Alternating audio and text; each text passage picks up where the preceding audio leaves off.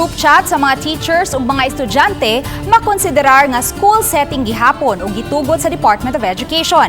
Ang tigpamaba sa ahensya mipasabot kabahin sa controversial nga order kabahin sa pagpalambo sa professionalism sa ilang mga sakop. Ang live report ni Nico Sereno. Nick?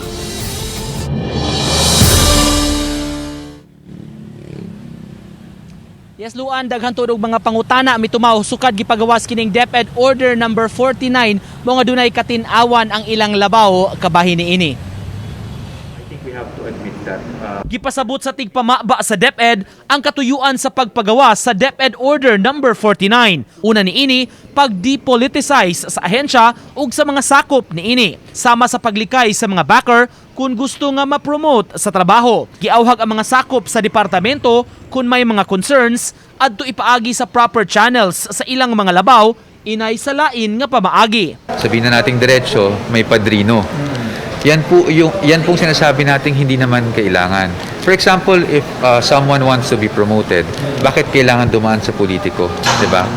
Let's base it on merit. Nalakip sab sa kamanduan ang hustong paggamit sa social media para sa komunikasyon. Gusto ang ahensya mapalambo ang professionalism ug malikayan ang personal kaayo nga relationship sa teacher ug learner. Dapat there's a line between the teacher and the learner. We have to be professional kasi yun ang relationship niyo, teacher and learner. Once the teacher crosses that, it might create a lot of problems. Nakita naman po natin na lately, yung mga sexual abuse allegations na pinapost po online, di ba po pag pinapost, ano po pang ebidensya? Hindi po ba text message or messenger? Ang group chat sa mga estudyante ug teachers makonsidera nga school setting o gitugot kini. GC, for class purposes, nagbibigay lang po tayo ng instruction. Minsan, kahit lesson, di ba? Minsan, nagpo-post tayo ng mga materials. Wala pong problema yun. Ang ayaw po natin, yung medyo personal na talaga. Pagdating po sa personal, that is outside of the school setting.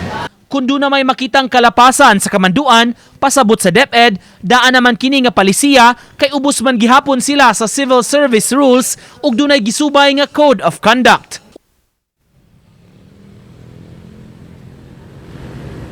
Giklaro sa DepEd nga kining ilang bag-ong order nga gipagawas daw sa reminder sab kini sa nahauna na nila nga mga kamanduan ug mga palisiya labi na gyud kining pagbaton og professionalism sa tanang higayon. Luan?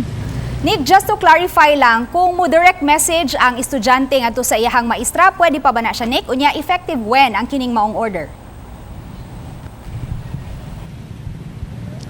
Ang manigiklaro ni Attorney Poa, kung mo direct message, labi na kung doon na gyoy, maingon na to, problema kung kining estudyante buot siya mo dangop, magpatabang siya maestra, pwede magyudit ka na.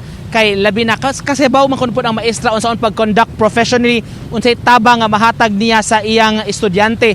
Ang ila lang yung gilikayan ani may base pod sa order kung mabasahan nato, avoid lang yun. Kung mahimo, kung malikayan, kung mahimo kinig yung pagpakig friends or pag-follow mismo sa ilang nga mga estudyante. Wala hinuon sa order nga wa pa sa hinuon pod kini nahisgutan kung ipa-unfriend na bagyod kung ang mga estudyante gikan sa account sila magtutudlo. Ang ilan lang ani, nasayod naman sila, nasayod naman mga teachers kung unsa ang professional nga dealing nila sa ilang mga estudyante. Kung mahimo, school setting sab ang ilang pagtambag o pagdeal sa ilang estudyante, sama na lang nining mga GC. As to the effectivity, effective naman kining ilang order, may gipakanaog na ni o gipirmahan na kini sa Secretary of Education nga si VP Sara Duterte. Okay, daghang salamat, Nico Sereno.